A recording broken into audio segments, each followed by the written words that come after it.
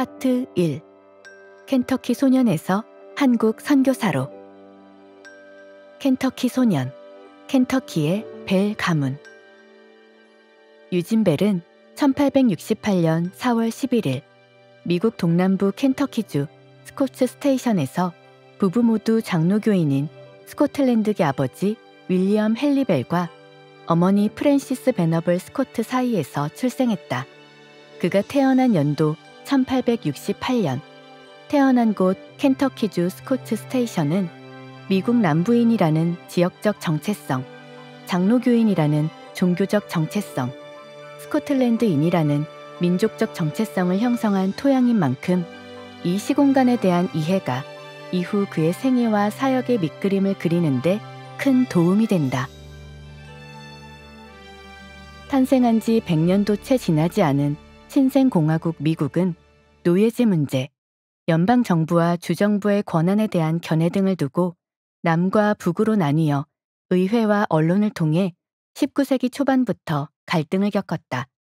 그러다 남부연합이 1861년 4월 연방정부에서 분리를 선언하고 이어서 남부연합군이 사우스 캐롤라이나 찰스턴 항구 섬터 요새의 연방군에 포격을 가하면서 결국 4년간의 비극적인 내전인 남북전쟁이 발발한다.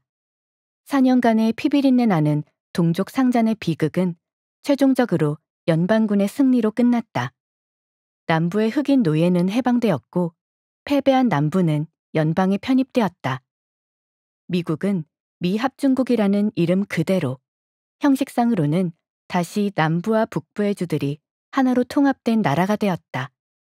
그러나 두 지역 간의 적대감, 특히 패배한 남부인들이 북부와 연방정부에 품은 증오와 패배감은 오래도록 지속되었다. 사실상 오늘날까지도 남부 백인들의 독립적 정체성과 북부에 대한 적대감은 남부 시골 곳곳에서 감지된다. 남북전쟁 당시 남부연합에 속한 주는 1862년 2월까지 독립을 선언한 사우스 캐롤라이나, 미시시피, 플로리다, 엘라베마, 조지아, 루이지애나, 텍사스 등 7개 주와 4월에 전쟁이 발발한 후 2개월이 지나지 않아 남부연합에 합류한 버지니아, 아칸소, 노스캐롤라이나, 테네시 등 4개 주까지 총 11개 주였다. 북부에 위치한 주 대부분은 연방군에 속했는데 이 연방군은 우리에게 익숙한 유명한 서부 영화들에서 대개 남군에 반대되는 북군이라는 한국어 번역어로 등장했다. 그러나 남부와 북부 중간의 경계에 위치한 4개의 경계주, 즉 델라웨어, 켄터키, 메릴랜드, 미주리는 미합중국을 탈퇴하지 않고 잔류를 선택했다. 그렇다고 해서 이들이 북부 연방군에 합류한 것도 아니었다. 이들은 두 진영 사이에서 중립을 선택했다. 그러나 이 경계주들은 문화와 정서, 생활 방식, 산업구조 등에서는 남부에 더 가까웠다. 따라서 주요 기독교 교파들이 남북전쟁 이전 1840년대와 1861년에 남북으로 분리되었을 때 주정부가 연방 잔류를 선택한 것과는 달리 이들 경계주의 교회들은 대부분 분리된 남부교단에 합류했다. 국가의 분열 이전부터 분리되어 있던 개신교 교단들은 국가가 하나로 통합된 이후에도 오랫동안 남북으로 분열된 채 따로 존재했다. 감리교는 분리된 지 거의 100년이 지난 1939년에야 다시 하나가 되었고 장로교는 다시 한 세대가 더 지난 1983년에야 통합되었다. 침례교의 분열은 거의 고착화되어 오늘날까지 여전히 분리되어 있으며 앞으로도 통합될 가능성은 극히 적다. 따라서 유진 벨이 태어난 1868년에 켄터키의 장로교인은 정치적으로는 재통합된 미합중국 연방에 편입되었지만 종교적으로는 여전히 분리된 남부 장로교회에 속한 상태였다. 오늘날의 미국을 포함하는 영국령 북미 식민지에 장로교인이 처음 정착한 것은 버지니아 지역에 영국인들이 첫 식민지를 만든 1607년으로 거슬러 올라간다. 이때 주로 잉글랜드 배경의 성공의 신자였던 첫 개척자들 중에 스코틀랜드 혈통의 장로교인이 소수 있었다. 장로교인이 식민지에 본격적으로 자리를 잡은 것은 17세기 중반 이후로 이들은 성공회가 다수였던 남부 버지니아와 청교도 회중교의 신자들이 다수였던 북부 뉴잉글랜드 사이의 중부 식민지들, 즉 뉴욕, 뉴저지, 펜실베이니아를 중심으로 정착했다. 특히 1706년에 첫 노회가 필라델피아에 설립됨으로써 장로회 교회 정치 조직이 미국 역사에 처음 등장했다. 동부 해안에서 에팔레치아 산맥을 넘어 내륙으로 더 들어가야 있는 켄터키 지역에서는 1770년대가 되어서야 처음으로 유럽인들이 정착하였다. 따라서 장로교인의 켄터키 정착은 이보다 늦은 1780에서 1790년대, 즉 미국 독립 이후에 처음 이루어졌다. 인구가 늘어나자 1792년 6월 1일 켄터키는 버지니아에서 분리되어 연방의 15번째 주가 되었다. 벨이라는 성은 스코틀랜드와 북부 잉글랜드에서 종지기 혹은 종제조업자라는 직업을 가진 이들이 처음 사용한 것으로 보인다. 그러나 이들이 언제 스코틀랜드나 북부 잉글랜드에서 미국으로 이주했는지는 정확히 알려져 있지 않다. 다만 미국인의 성에 대한 정보를 제공하는 여러 인터넷 자료를 살펴보면 펜실베이니아에서 태어난 윌리엄 B. 벨이라는 인물이 켄터키에서 사망했다는 정보, 그의 네 번째 아들로 보이는 제커라이아 벨이 형들과는 달리 켄터키에서 태어나고 같은 주의 쉘비 카운티에서 사망한 것으로 볼 때 벨이라는 성을 가진 스코틀랜드계 가문이 켄터키로 이주한 가장 이른 시기는 아마도 1791년 직전인 것 같다. 유진 벨은 제커라이아 벨이 사망한 쉘비 카운티에서 태어났는데 그 중에서도 스코츠 스테이션이라는 이름의 마을에서 태어났다. 스코츠 스테이션은 지금은 행정구역상 남아있지 않은 곳이다. 어머니 프랜시스 베너블 스코트의 성이 스코트인 것으로 보아 아마도 유진의 외가 친지들이 모여 살던 일종의 집성촌이었던 것 같다. 유진의 부모 윌리엄 헨리 벨과 프랜시스 베너블 스코트에 대해 알려진 정보는 많지 않다. 아버지 윌리엄 H. 벨은 켄터키의 프랭클린 카운티에서 1836년에 태어나 내내 켄터키에 살다가 1918년 쉘비 카운티에서 사망했으며 남자 형제 넷과 여자 형제 넷이 있었다. 어머니 프랜시스는 생전에 애칭 페니로 불린 것 같다. 1841년에 태어나 1910년 68세를 일기로 사망했다. 이들 부부는 사남 이녀를 낳아 길렀다. 둘째 아들 유진 외에도 장자 헨리 스코트 벨, 장녀 애니 벨, 삼남 제임스 아치볼드 벨, 자녀 아이다 마샬 벨, 막내 아들 데이비드 브레이너드 벨이 있었다. 광주에서 사망한 후 양림동 선교사 묘지에 묻힌 차남 유진을 제외하고는 부모와 나머지 자녀, 즉 유진의 형제와 자매가 모두 쉘비 카운티의 쉘비빌에 소재한 그로브힐 묘지에 묻힌 것으로 보아 벨 가문은 대를 이어 쉘비 카운티의 행정 중심지인 쉘비빌을 중심으로 이 지역 토박이로 살았음을 알 수 있다. 쉘비빌은 켄터키의 대표적인 대도시이자 미국 중동부 지역 장로교의 중심지 루이빌 동쪽에 위치한 소도시로 오늘날의 고속도로 교통 기준으로 루이빌에서 30분 정도밖에 떨어져 있지 않다. 유진이나 다른 가족이 여기서 어떻게 살았는지를 알려주는 회고록 같은 글이 발견되지 않아서 유진의 어린 시절과 이들 가족의 생활 환경, 신앙생활, 초중고 학창생활에 대한 정보는 거의 알 수 없다. 다만 유진이 태어난 곳은 외가의 정착지 스코츠 스테이션이지만 유진의 형제자매들이 모두 쉘비빌의 묘지에 묻힌 것을 볼 때 이들 가문은 2세대 이상 쉘비빌에 살았던 것 같다.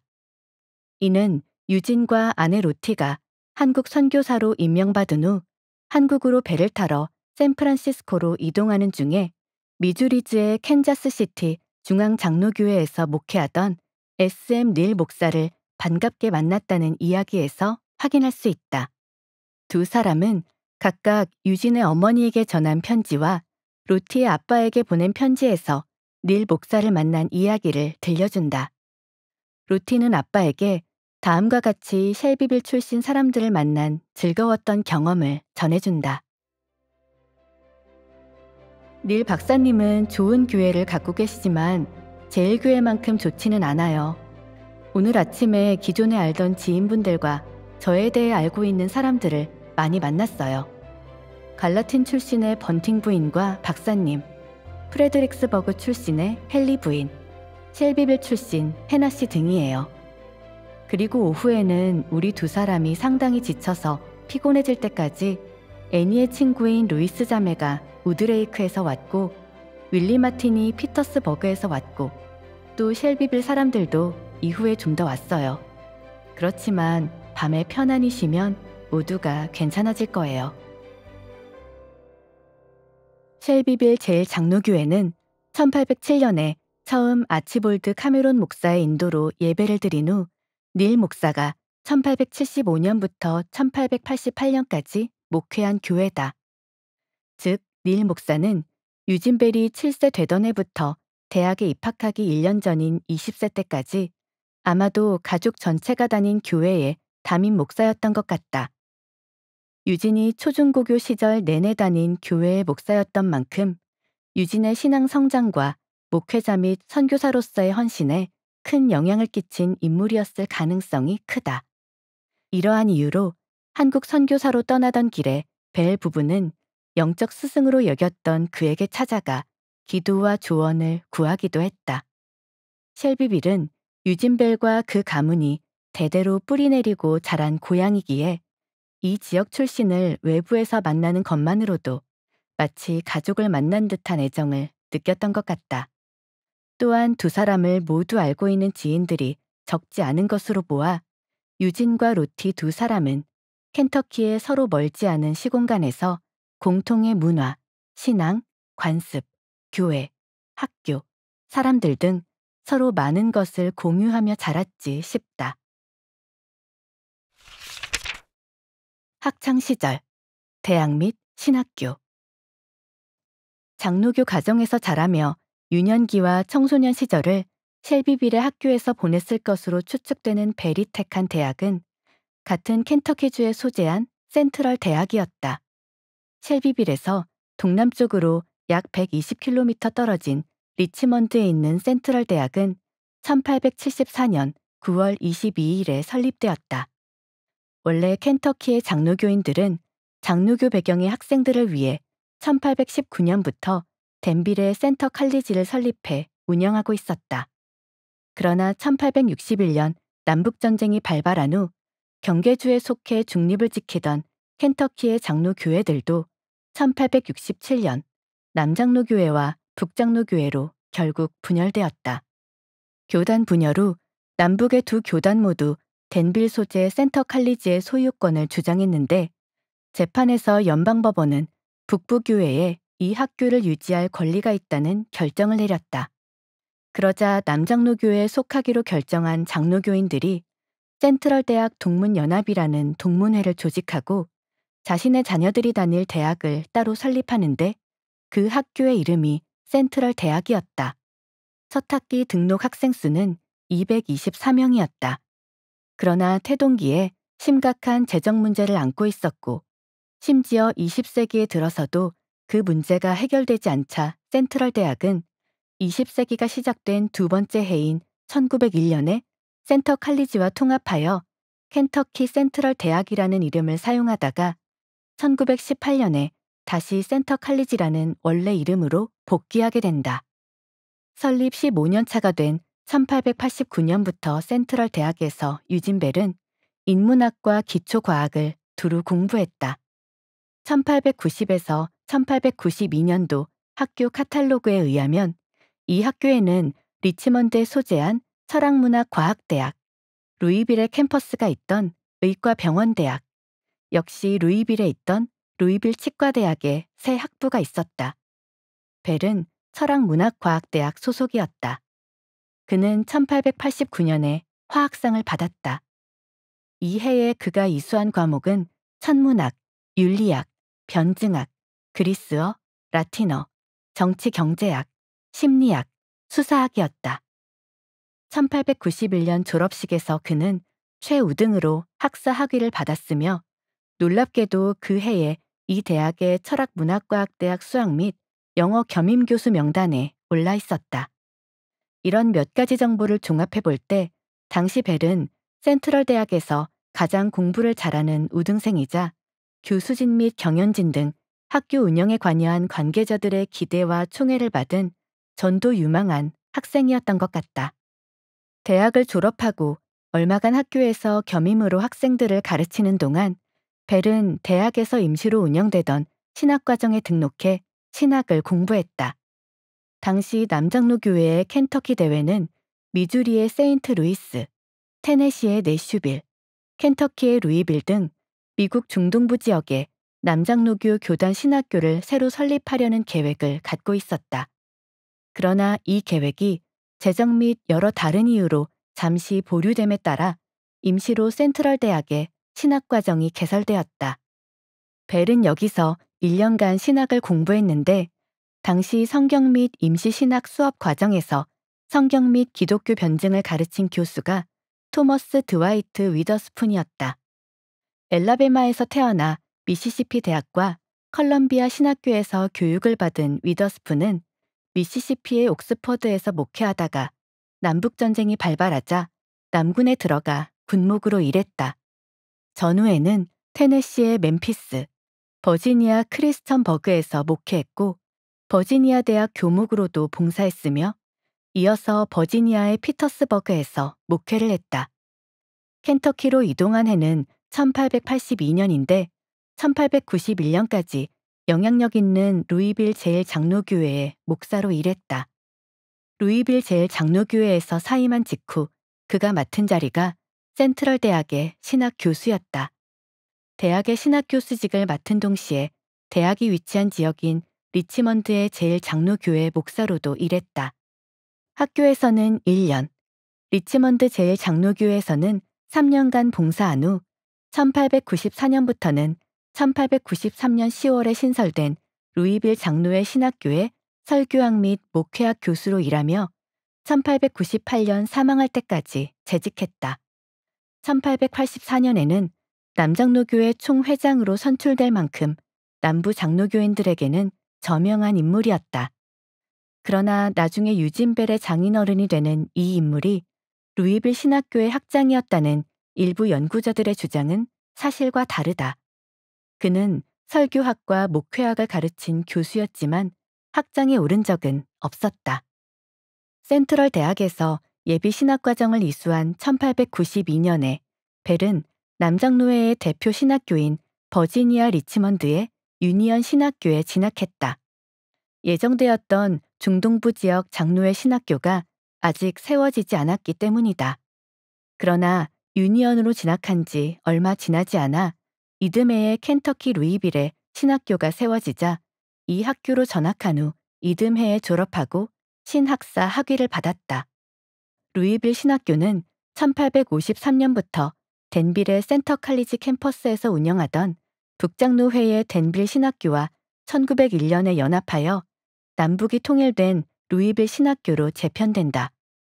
그러나 벨이 다니던 1890년대의 루이빌 신학교는 분리된 남장로회만의 신학교였다. 루이빌 신학교에 다니던 시기인 1893년 5월 16일에 벨은 루이빌 노회에서 설교자 강도권을 획득했다. 이 과정은 오늘날 한국 장로교회의 강도사 인허에 해당하는 과정이었다. 같은 해 11월 13일에 벨은 남장로회 한국 선교사로 임명을 받는다. 아직 신학교를 졸업하지도 않았고 목사 안수도 받지 않았던 벨이 한국 선교사로 임명된 배경은 알려져 있지 않다. 특이한 것은 같은 날 위더스푼의 교수의 딸 샬럿 잉그럼 위더스푼도 한국 선교사로 임명받았다는 사실이다. 아버지가 테네시에서 목회하던 시기인 1867년에 태어난 샬럿은 버지니아에 소재한 어거스타 여자 신학교에서 공부하면서 목회 또는 선교를 준비하고 있었다. 1842년 미국 장로교 최초의 여성 고등교육기관으로 세워진 이 학교는 1895년에 메리 볼드윈 신학교로 이름이 바뀌었다가 1923년에 메리 볼드윈 칼리지가 되는데 이후에 한국으로 오게 되는 많은 남장로의 여선교사들의 모교였다. 남장로의 연구자 송현강은 남장로교 선교사들이 주로 다녔던 대학과 그 대학 출신으로 한국에 온 선교사들의 목록을 도표로 작성한 바 있다. 이 도표에 따르면 내한 남장로의 여선교사들은 주로 애그니스 스캇과 메리 볼드윈, 이 두 여대 출신이었다. 이런 여러 사실을 종합해 볼 때 위더스푼 교수가 리치먼드의 센트럴 대학에서 가르치면서 리치먼드 장로교회 목사로 일하는 동안 이미 유진은 위더스푼 교수의 딸인 로티와 연인이 되어 결혼까지 약속했던 것 같다. 그 대학 최고의 성적을 거둔 전도 유망한 제자인데다 목회 및 선교 소명도 분명했으므로 아버지 위더스푼도 유진을 자신의 딸을 맡길 사윗감으로 여기고 만족했을 것이다.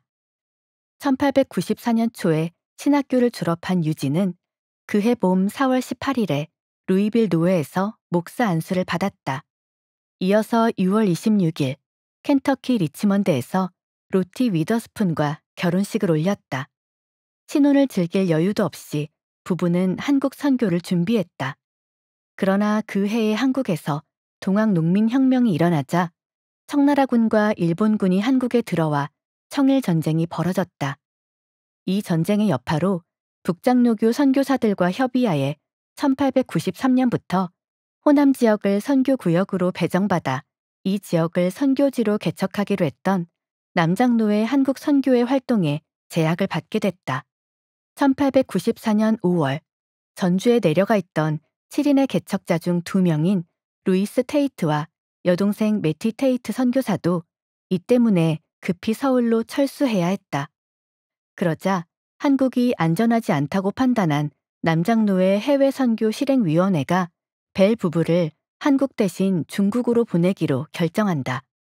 그러나 한국 선교회의 강력한 반발로 미국 본부는 결정을 번복하여 벨 부부를 한국으로 파견하기로 확정했다. 벨 부부가 한국으로 오기까지 이런 우여곡절이 있었다. 부르심, 선교사 임명과 한국 입국. 벨이라는 이름으로 하나가 된 신혼부부가 한국으로 떠나는 여정을 시작한 날은 1895년 2월 1일이었다. 바로 이때부터, 정확히는 캔자스 시티에 도착한 2월 3일부터 이들이 가족에게 보낸 편지들이 벨 가문 선교사들이 역사에 남긴 첫 흔적이자 기록이다. 유진이 4월 9일 서울에 도착한 후 10월에 남장로교회 선교 잡지 더 미셔너리에 기고한 글에는 한국에 오기까지의 간략한 여정이 설명되어 있다. 그러나 워낙 간략하므로 4월 14일까지 벨 부부가 고향으로 보낸 29통의 편지를 참고해서 더 자세한 입국 과정을 아래에 정리했다. 이들은 편지를 정말 많이 썼는데 1895년에만 104통을 보냈다. 이 편지들에 의하면 2월 1일 켄터키 루이빌에서 출발한 유진과 로티는 미주리 세인트 루이스를 거쳐 3일에 캔자스 시티에 도착했다. 이미 언급한 대로 여기서 이전에 쉘비빌 제1장로교회 목사로서 벨 가족의 신앙생활을 지도한 닐 목사를 만나 환영과 환대를 받은 후 유니언 퍼시픽 철도편으로 서부를 횡단했다. 콜로라도, 와이오밍, 유타를 지나며 로키 산맥을 넘었고 네바다 사막을 지난 후 7일에 샌프란시스코에 도착해서 옥시덴탈 호텔에 짐을 풀었다. 부부가 샌프란시스코를 출발한 날은 2월 12일로 오셔닉이라는 이름의 증기선을 탔다. 배는 18일에 첫 기착지로 하와이의 호놀룰루에 들렀다가 다음 날 출발하여 3월 6일 일본 요코하마에 도착했다. 배 위에서 태평양을 횡단한 약 3주간의 시간이 이들 부부에게 너무 지루한 시간은 아니었던 것 같다. 배에는 중국과 일본 등지에서 활동하는 선교사들이나 앞으로 활동할 신임 선교사들이 여럿 있었기 때문이다. 부부는 친절한 선교사들과의 교제를 아주 즐겁고 유익했던 것으로 기억한다. 곧 미지의 선교지에서 살아갈 삶과 하게 될 사역에 대한 두려움과 기대의 경계 사이에 있던 이들 초보 선교사에게 그들은 앞으로 맛볼 미래를 상상으로 미리 보여준 선배이자 동료였기 때문이었을 것이다. 유진과 로티가 일본에 머물기로 계획한 시간은 일주일 혹은 열흘이었지만 결과적으로 이들은 약 한 달이나 일본에 묵혀 있어야 했다.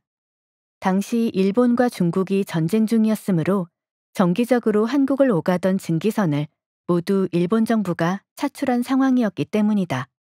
그러나 배에서 보낸 시간과 마찬가지로 일본에서 보낸 한 달의 기간 역시 이들이 한국 선교를 위해 마음의 결단을 굳히고 동양에 대한 지식을 쌓는 유익한 시간이었다.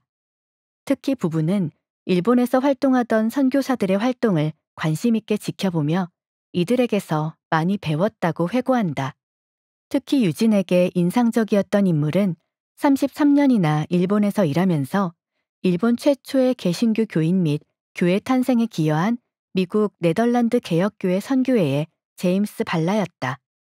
발라는 원래 스코틀랜드계 아일랜드 혈통 장로교 배경의 가정에서 자랐으나 미국 네덜란드 개혁교회 신학교인 뉴브런스윅 신학교를 졸업한 후 개혁교회 소속의 목회자와 선교사로 일했다. 그러나 그의 딸 에나발라가 남장로의 일본 선교회 소속으로 고베를 중심으로 사역한 맥칼파인과 결혼한 터라 일본 선교지에서의 동역 관계나 혈연 모두에서 장로교인들과 밀접하게 연결되어 있었다. 한국으로 민간인을 실어 나르는 여객선이 없었기 때문에 부부는 나고야와 고베의 남장로의 선교사들과 더 시간을 보내다가 배를 타고 고베에서 나가사키로 이동했다. 나가사키에서 4월 3일까지 더 기다린 후 결국 화물선을 타고 부산을 거쳐 4월 6일 제물포에 상륙했다. 2월 1일 켄터키를 떠난 지 2달이 조금 더 지나서 한국 땅을 밟은 것이다. 도착 날짜를 확정할 수 없었기에 제물포에 마중 나와 있던 남장로의 선임 선교사 다머드로 의사와 윌리엄 정킨 목사는 제물포에서 일주일이나 뵐 부부를 기다려야 했다. 심지어 드루는 혼자 따로 제물포에 왔다가 허탕을 치고 돌아간 일도 있었다. 일행은 3판선을 타고 한강을 거슬러 서울로 가기로 결정했다. 걷거나 나귀를 타거나 가마나 인력거를 타는 것보다 배를 타는 것이 가격도 싸고 훨씬 안락했기 때문이다. 고베에서부터 동행한 두 북장로의 신임 여성 선교사 애나 제이콥슨과 조지아나 휘팅도 상경 여정을 함께했다. 6 선교사는 참판선 3척을 빌려서 물길을 거슬러 상경을 시작한 후 4월 9일 아침에 마포 한강 나루터에 도착했다. 마포에서부터는 북장로회의 세뮤얼 마페트와 세뮤얼 무어가 이들을 마중 나와 함께 짐을 우마차에 싣고 걸어서 드디어 서울에 입성한 후 외국인들이 모여 사는 정동의 정오에 도착했다. 이들이 한국에서 처음 먹은 늦은 아침 식사는 윌리엄 테이트의 누이 매티 테이트가 준비한 것이었다.